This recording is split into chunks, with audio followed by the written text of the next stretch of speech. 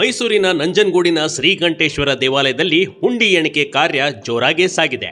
ಅದರಲ್ಲೂ ಇಲ್ಲಿನ ಹುಂಡಿಯನ್ನ ತೆರೆದು ನೋಡಿದಾಗ ಅಲ್ಲಿದ್ದ ಸಿಬ್ಬಂದಿಗಳು ಶಾಕ್ ಆಗಿದ್ರು ಕಣ್ರಿ. ಯಾಕಂದ್ರೆ ಕೇವಲ ಕಾರ್ತಿಕ್ ಮಾಸದಲ್ಲೇ ಹುಂಡಿಯಲ್ಲಿ 3 ಕೋಟಿಗೂ ಅಧಿಕ ಹಣ ಸಂಗ್ರಹವಾಗಿದೆ. ಅದರಲ್ಲೂ ಪ್ರಮುಖವಾಗಿ ಬ್ಯಾನ್ ಆಗಿರುವ ಹಳೆ ನೋಟ್ಗಳು ಮತ್ತು ಇಲ್ಲಿವರೆಗೂ ಏನೆಲ್ಲ ಸಿಕ್ಕಿದೆ ಅಂತ ನೋಡೋದಾದ್ರೆ 3,63,795 ರೂಪಾಯಿ ಹಣ ಸಂಗ್ರಹವಾಗಿದೆ.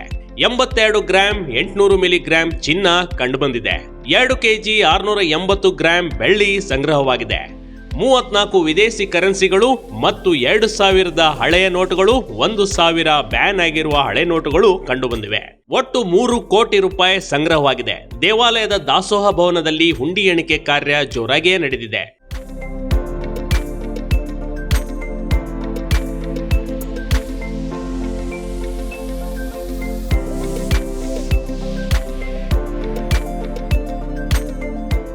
ಕಾರ್ತಿಕ ಮಾಸ ವಿಶೇಷ ಹಿನ್ನೆಲೆಯಲ್ಲಿ ಸಾಕಷ್ಟು ಭಕ್ತರ ದಿಂಡು ಹರಿದು ಬಂದಿತ್ತು. ದಕ್ಷಿಣ ಕಾಶಿ ಶ್ರೀಕಂಠೇಶ್ವರನ ದರ್ಶನ ಪಡೆದಿದ್ರು. ಅದರಲ್ಲೂ ನಂಜುಂಡೇಶ್ವರನಿಗೆ ಪೂಜೆ ಸಲ್ಲಿಸಿದ್ರೆ ಶುಭವಾಗುತ್ತೆ ಅನ್ನೋ ನಂಬಿಕೆ ಕೂಡ ಇದೆ.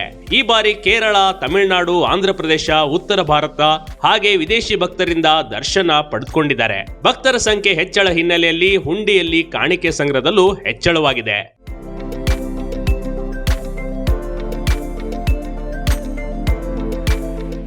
ಎಣಿಕೆ ಕಾರ್ಯದಲ್ಲಿ ದೇವಾಲಯದ ಕಾರ್ಯನಿರ್ವಾಹಕ ಅಧಿಕಾರಿ ಜಗದೀಶ್ ಕುಮಾರ್ ಸೇರಿ ಸುಮಾರು 50ಕ್ಕೂ ಹೆಚ್ಚು ಸಿಬ್ಬಂದಿಗಳು ಭಾಗಿಯಾಗಿದ್ದಾರೆ. Big TV Karnataka, Mysuru.